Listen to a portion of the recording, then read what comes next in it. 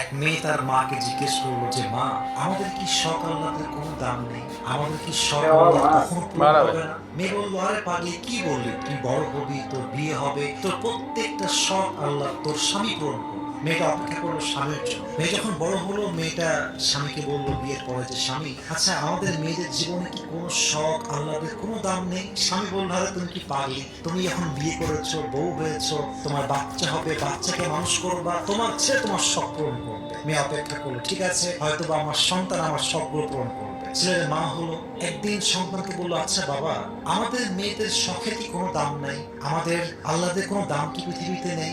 সন্তান বলছে, মা তোমার কি মাথা খারাপ? তোমার বয়স হয়ে গিয়েছে, তোমার এক পা কবর ঢুকে গিয়েছে, তুমি এখন আল্লাহ বিল্লাহ করবা, কবরের ফিকির করবা। তখন মেয়েটা বুঝতে পারলো যে আসলে পৃথিবীতে নারীদের শখ বলতে কিছু নেই। পৃথিবীটা নারীদের আল্লাহ পূরণের জায়গা নয়। নারীদের প্রথম এবং শেষ